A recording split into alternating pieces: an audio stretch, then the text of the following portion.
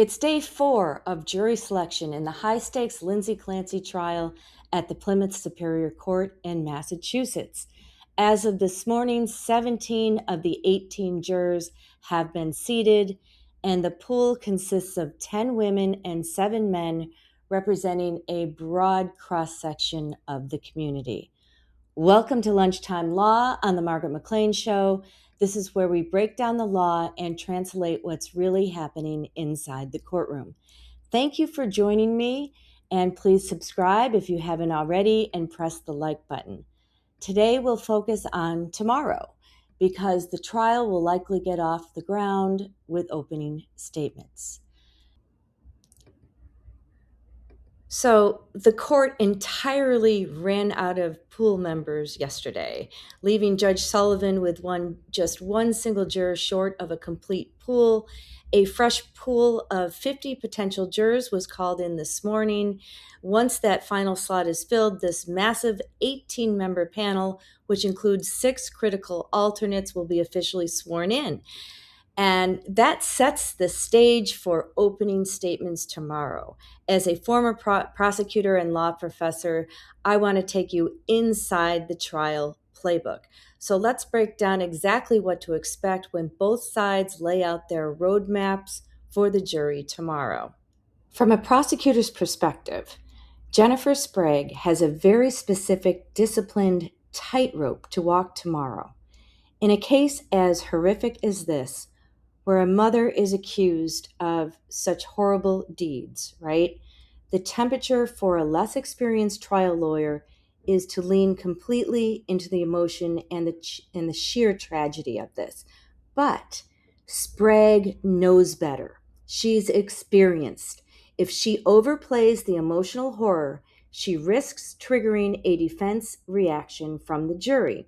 People naturally want to find an excuse or a psychological escape hatch when a crime is that unbearable to process. So it really is going to be an interesting opening statement from the prosecution.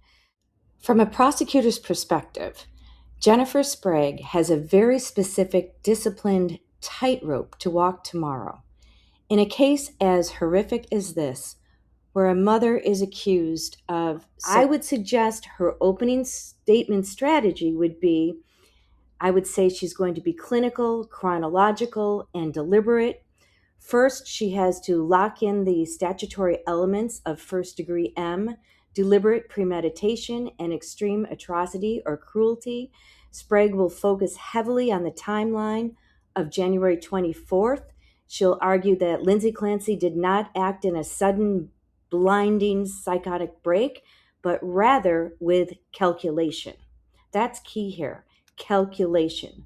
Sprague will emphasize the specific windows of time, calculating how long it took Patrick Clancy to run the errands, using the Google Maps data to show she picked a restaurant just far enough away to guarantee she would be left alone. She will map out the physical acts required to use the exercise bands on the 3 victims, framing it not as a singular manic burst, but as a repetitive, prolonged, and intentional choice. Second, Sprague is going to do something tactically fascinating. She is calling the defendant's husband, Patrick Clancy, as her very first witness. By putting him on the witness stand immediately, she achieves 2 things. She preempts the defense from utilizing his immense sympathy to cross-examine state witnesses later, and she anchors the reality of that day through the person who lived it. In her opening, Sprague will frame Patrick's anticipated testimony not to demonize LINDSAY, but to establish the baseline of what a reasonable observer saw: a household functioning under stress, yes, but not an uncontrollable, unhinged psychiatric emergency. Sprague's goal tomorrow is simple: strip away the medical mystery and present this as a series of deliberate, cold actions that meet the letter of the law. Now, switching hats to how I view Kevin Reddington's upcoming opening statement will go, If I'm sitting at that prosecution table tomorrow, here's exactly what I expect to hear blasting from the podium. I mean, Reddington is a veteran. I know him. He's a heavy hitter in Massachusetts who knows how to shift the atmospheric pressure in a courtroom. He isn't going to deny the physical acts. He knows that trying to figure out the what is a losing battle. Instead, he's going to completely hijack the narrative and change the why. Now, switching hats to how I view Kevin Reddington's upcoming opening statement will go. If I'm sitting at that prosecution table tomorrow, here's exactly what I expect to hear blasting from the podium. I mean, Reddington is a veteran. I know him.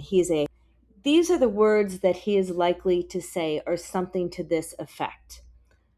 Ladies and gentlemen, the Commonwealth is going to show you a timeline. They are going to show you a clock and a receipt from a restaurant. They're going to ask you to believe that this was the work of a calculated, cold-blooded killer. But what the prosecution is ignoring, what they are actively trying to hide behind cold timestamps, is the profound medical horror taking place inside Lindsay Clancy's mind. This is not a case of murder. This is a case of medical failure and severe involuntary postpartum psychosis. You will learn that in the weeks leading up to this tragedy, Lindsay was not a mother plotting a crime. She was a woman drowning. She was prescribed 13 different powerful psychiatric medications in a span of just 3 months. 13. Her brain was a chemical battleground, altered by a cascade of medical treatments meant to help her, but which instead pushed her over the precipice. When Patrick Clancy walks up to that witness stand, you are going to hear from a man who loved his wife, loved his children, and he will tell you that the woman sitting in this defense table was a loving, devoted mother whose soul was entirely absent on January 24th. The evidence will show that Lindsay was experiencing severe medically induced psychosis, voices, delusions, and a total breakdown from reality that made it impossible for her to understand the nature or the wrongfulness of her actions. The Commonwealth wants you to look at a calendar. We are going to ask you to look at the medical charts. And when you see the truth of what postpartum psychosis does to a human being, the only just verdict will be not guilty by reason of insanity. So that's the basics. So that's basically how I believe his opening statement will go. Now, as a prosecutor, that's the storm you brace for. Reddington will try to make the jury feel that convicting Lindsay is punishing a sick woman for a symptom of her disease, turning the trial into an indictment of the medical system rather than an M trial. When the trial starts, Lindsay Clancy is presumed sane. If the defense raises a lack of criminal responsibility at the time the crimes were committed, the burden then shifts and the prosecutor must prove sanity beyond a reasonable doubt.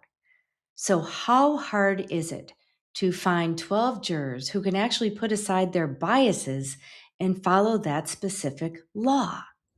Well, overall, tomorrow is going to be a big day. It will be very interesting to see how the prosecution and the defense lays out their theory of the case. It's a tough one, so emotional. I'll be following it, and I'll see you tomorrow on Lunchtime Law with Margaret McLean.